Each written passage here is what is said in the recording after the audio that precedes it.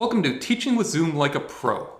In this video, what I want to do is I want to give you a series of tips which are hopefully helpful to you as a teacher at the elementary level and help you become more comfortable with Zoom and aware of the various features that might be useful to you in the classroom. Now, I'm not a teacher, so please don't try and do everything I show you in this video because some things will work, some things won't.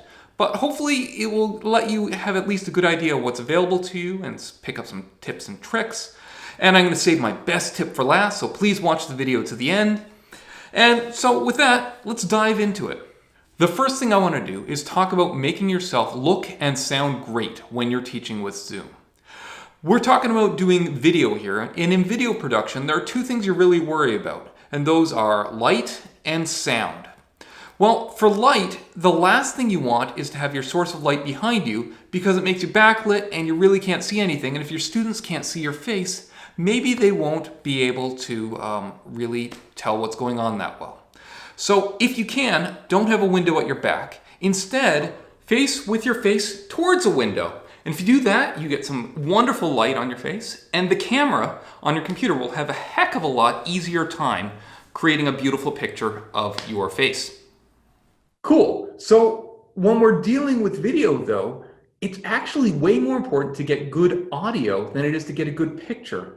Because if you can't hear someone clearly, it doesn't matter how pretty they look. You really want to hear their words.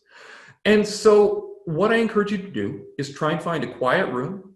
Try and have soft surfaces around you. You know, I've got a big hard set of doors behind me. That's not ideal because it generates echoes. And try and make it so that there aren't distracting noises in the background. Luckily, there are nice microphones on modern computers that can pick up sound pretty well. If you want to get even better sound, I highly recommend you get a headset, like a gamer headset, where the microphone's right in front of your mouth, and that will improve the audio. Or if you want to get fancy, you can get an external microphone. Here, I'm now using an external microphone, and we can use that to make the sound even better. Last thing I want to tell you about how you look is you should pay attention to what's behind you, your backdrop. A plain wall is nice and non-distracting for students, but I guess the most important thing to worry about with your backdrop is simply, is there anything there which might get you in trouble with kids? Make sure there's nothing offensive in your background because, you know, it's important. So, now that we've dealt with what you look like, let's deal with how your picture is transmitted to your students. Are you going to have a good solid Zoom connection or are you going to suffer from lots of dropouts? And if you think you're suffering from dropouts, how do you figure this out and how do you fix it? Well, you figure it out by asking people, hey, do I look good? Do you understand me? And if they answer, well, you're slowing down and you're dropping out a bunch, well, then you need to start debugging. So we start at one end and work all the way to the other to identify this classic problem. First, we look at the computer you're on. If you're using a district-provided MacBook Air for your Zoom connection, those things are nice and fast. So the computer is not going to be the problem. Unless it seems like molasses slow when you're using the computer, then maybe there's something wrong with it. Second, the connection from your computer to the router in your home. If you're doing it over Wi-Fi, it's possible you're getting occasional interference from some of your neighbors or other people in your house or even a microwave oven that's causing your connection to slow down somewhat. So your best solution to that problem is to always plug your computer into your router using an Ethernet cable and an Ethernet adapter. So that will eliminate a whole potential class of problems that can be messing with your connection. Let's say you've already done that and you're still having problems. You might say, well, okay, maybe I need a better router. Maybe my router is too slow. And odds are that's not the case. Especially if you're using an Ethernet cable, your router will be fast enough. Don't worry about that. So then you might say, well, okay, well, how about my connection from the router to the network, my network connection? And that actually could be a problem. If you have a reasonable cable modem or DSL connection or even fiber connection, it works fine for one Zoom stream because a Zoom stream requires about 1.5 megabits of upstream connectivity in order to send your picture out to the outside world and have it be a good quality picture. And so that means that if you have a 5 megabit connection, which is exactly what Comcast gives you unless you buy one of their super awesome tier plans, that's barely enough upstream bandwidth for 3 simultaneous Zoom calls, and it's probably not enough for 4 of them.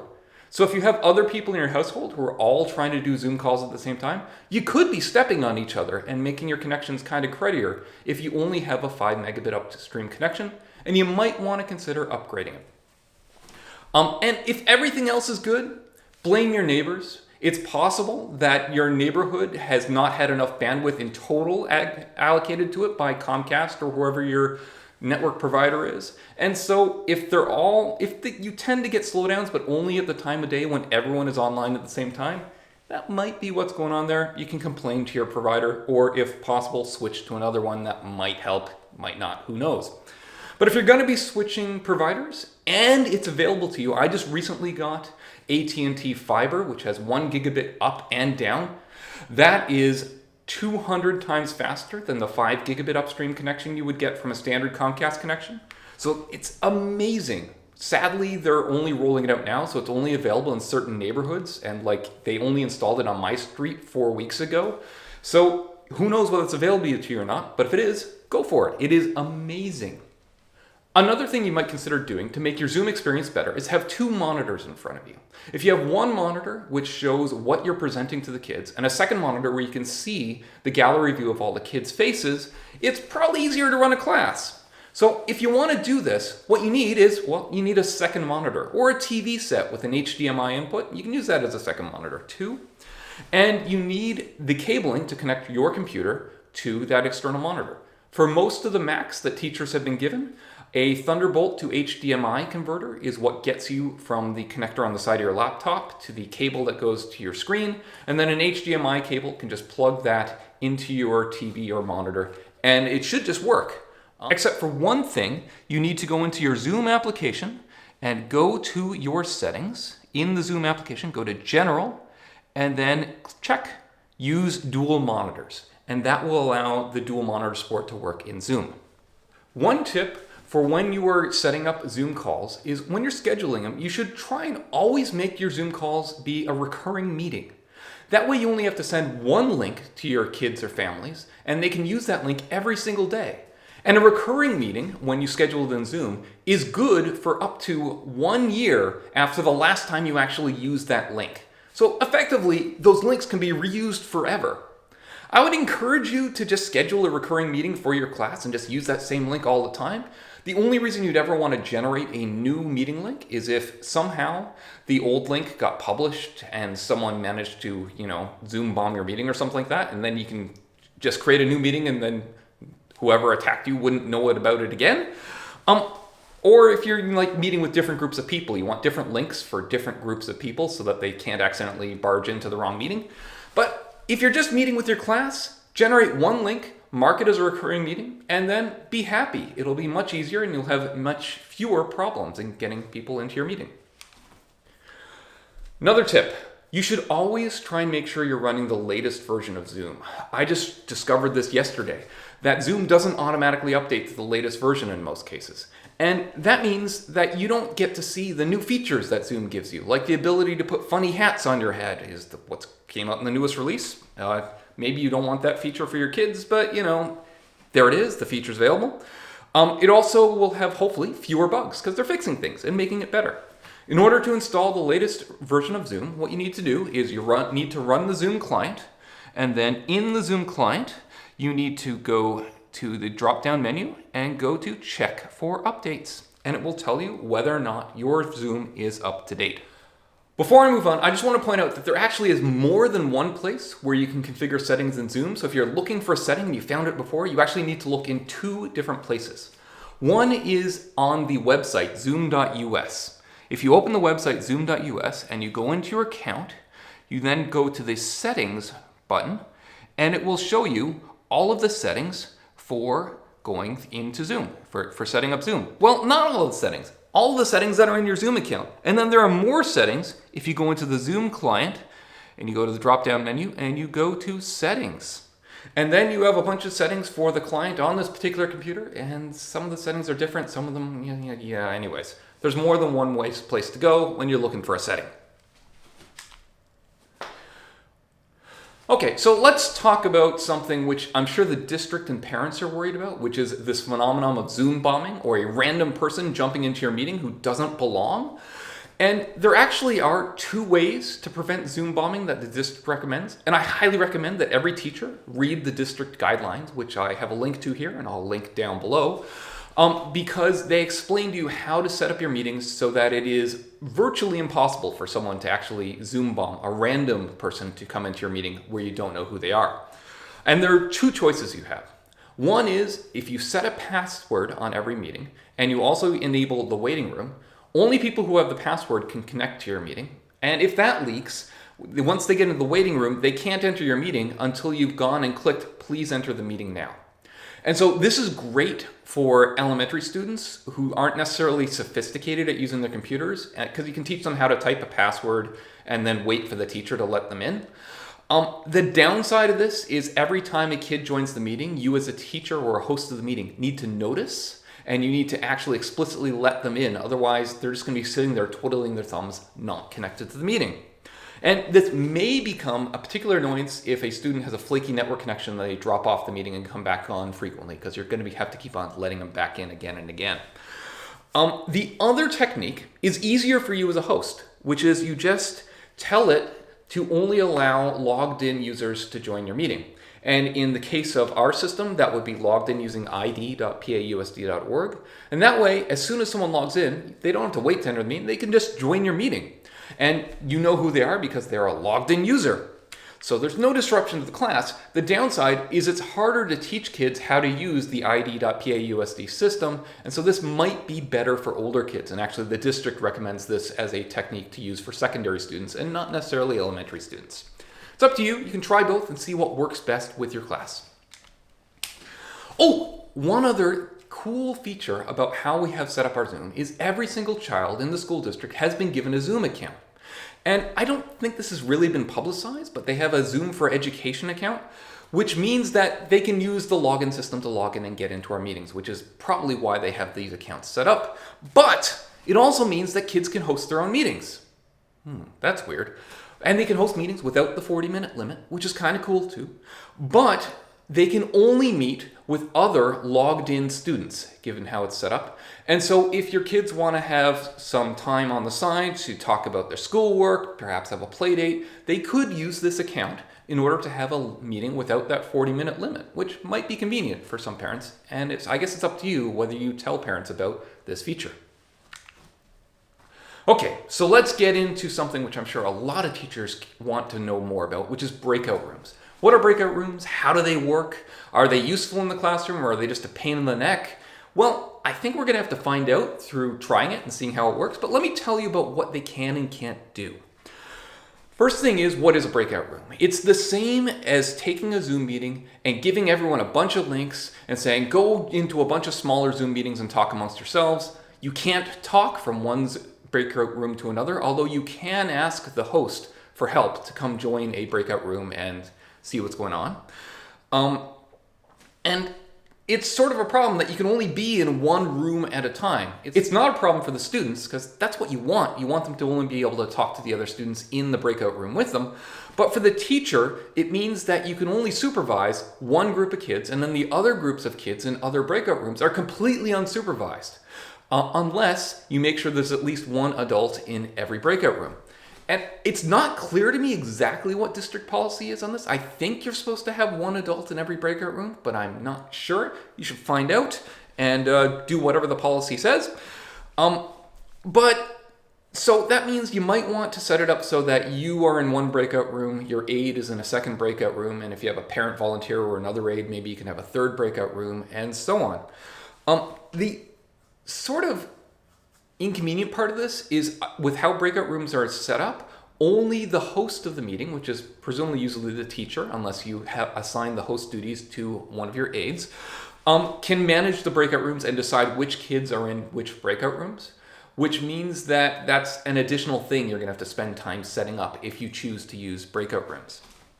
Let me show you an example of how breakout rooms can be used. For example, I'm running a Zoom meeting right here with my many identities in the Zoom room at the same time.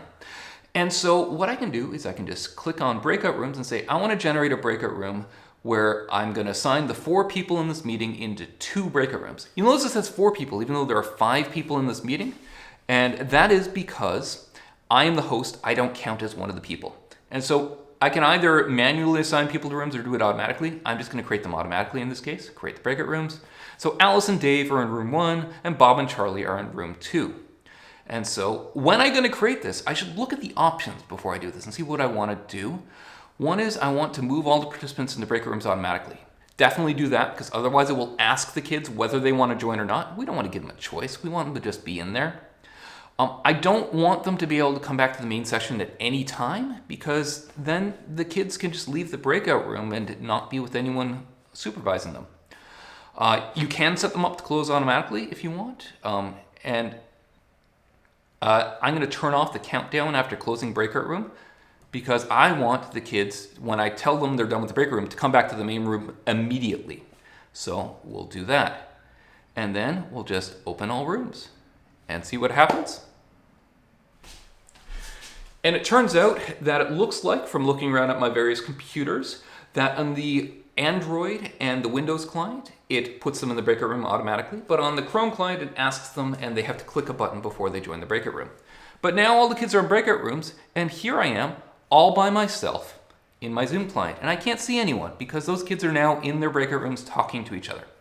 If I want, I can click on breakout rooms, and I can join one of the rooms. And then I leave this main room and I go in with the kids.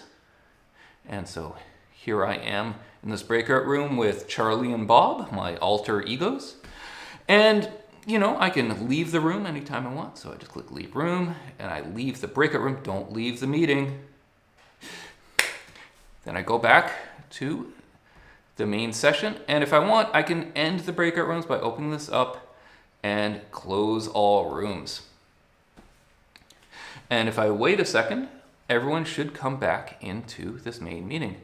And here we have Alice, Bob, Charlie, and Dave. So they're all back into our main room. Cool, so that is how breakout rooms work. So let's talk about using these breakout rooms.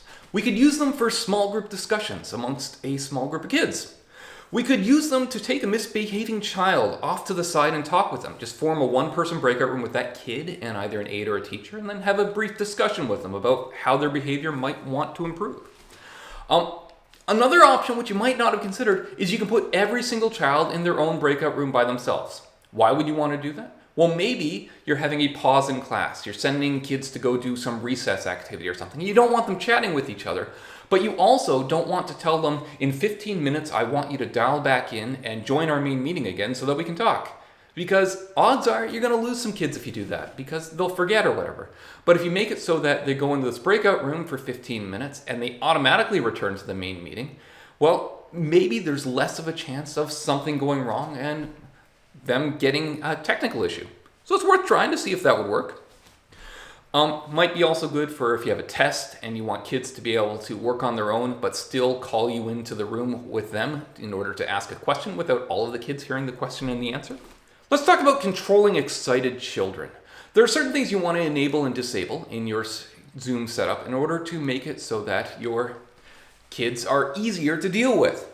One thing you want to disable is allow participants to rename themselves, because I've noticed that kids like to set themselves to funny names, like Amelia is the most awesome kid in the world, and all their friends can see it and it makes them laugh, but then they're not paying attention to the lesson.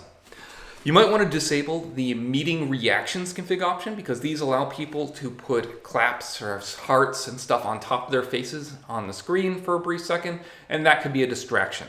You might want to enable the nonverbal feedback config option. Now, what's this one?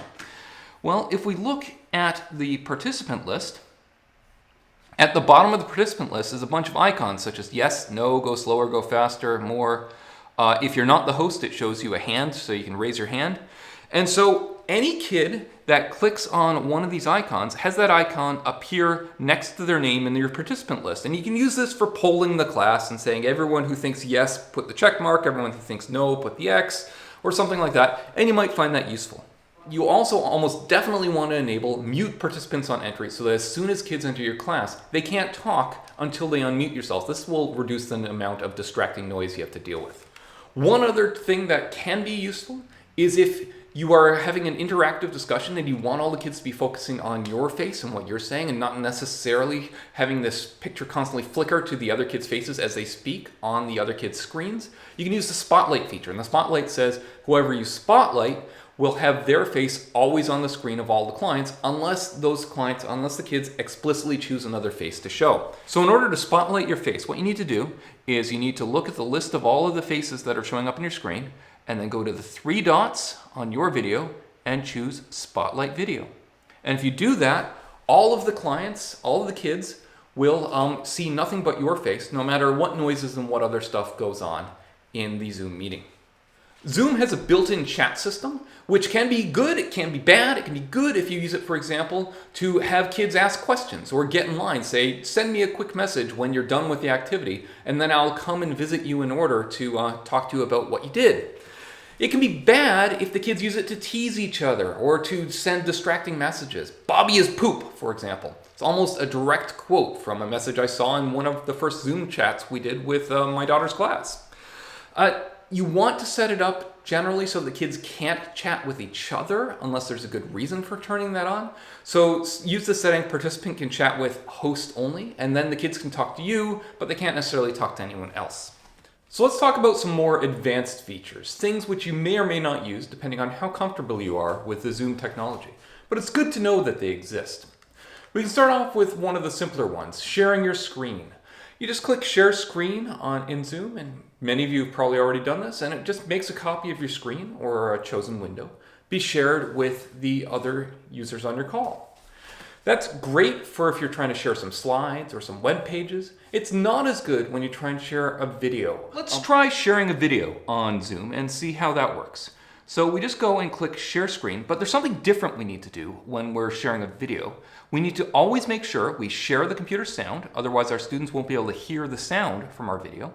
We also need to check on Optimize Screen Share for Video Clip. If we do this, it makes Zoom optimize more for a moving picture, which will be slightly lower resolution, instead of a series of still pictures. Because if we don't click on this when we share a video, what our students will see is a frame from the video, wait a couple seconds, another frame from the video, wait a couple seconds. It's not really a video. They won't see any motion.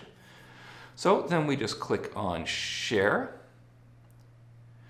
and we go to our video and start it playing. Now, one thing I want to point out, when you're sharing a video like this, you should make sure that you don't try and talk at the same time as the video playing, because it won't work. As a matter of fact, your students probably won't be able to hear what you're saying, and they may not be able to hear what the video is saying either, because the sound will all get mixed up, and it just won't sound good. As a matter of fact, let me pause this, and now I'm going to play back what it sounds like from the student's perspective. Here you go. Now, one thing I want to point out, when you're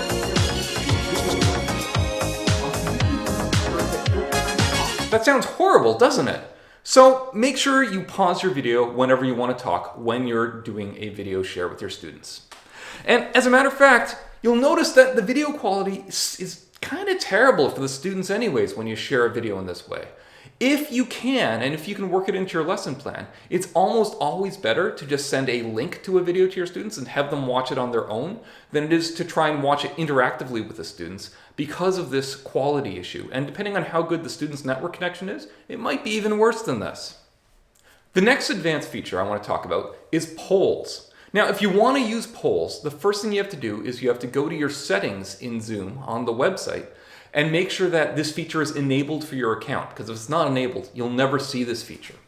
Also, I believe this feature only shows up when you have a meeting with more than a couple of people in it, so testing it can be kind of a pain. It also only shows up if your meeting is a scheduled meeting and not just an impromptu meeting where you just open a meeting in Zoom. Once again, pain in the neck for testing, but just fine for classes. But okay, so let's assume you've enabled polling in the settings on the Zoom website, and you're in a meeting and you want to launch a poll. How does this work? So we click on the polling icon, which, as I mentioned before, only appears if you're in a scheduled meeting and you have a bunch of participants in your meeting. So we'll just click on polling. And then it notes that we haven't actually set up a poll, so we can't run our poll yet. And it assumes that you've set up the poll before your meeting begins, because that's a lot more convenient. So let's assume we're just setting up our poll and we're going to call it a random poll. And we could make it anonymous if we don't want to know who voted for what, but in a classroom environment, that is not super important usually. So we can ask a question like, are you enjoying this video? And our answers could be yes and heck yes. And then, well, now what do we do next? Well, this UI is sort of awkward. You need to scroll down, and there's no scroll bar, so it's hard to tell that, to get to the save. And if you don't save it, your poll is gone. So let's just save this poll, one question, and there we go. And now we can launch the poll in our Zoom session. So just click Launch Poll. And it's now running the poll in our Zoom session. And so if we go back to the meeting, the poll is running.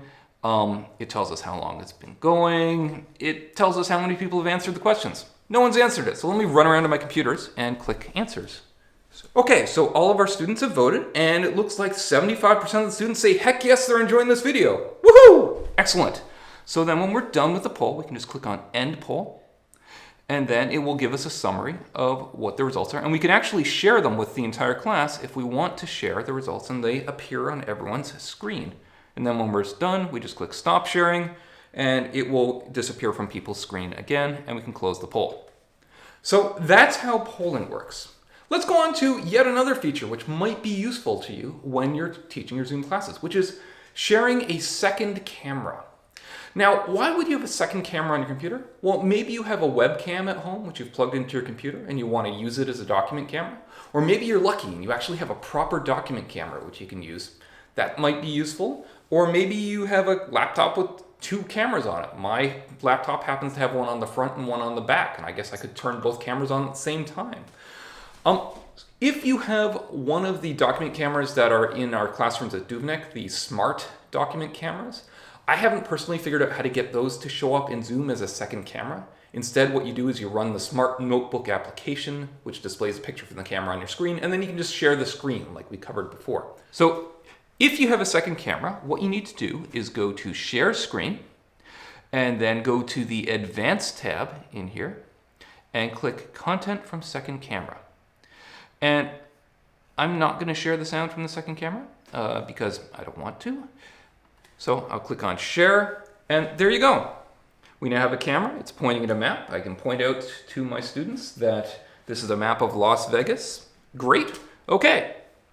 So another feature of Zoom is that whenever you're sharing your screen, you can annotate your screen if the feature is enabled.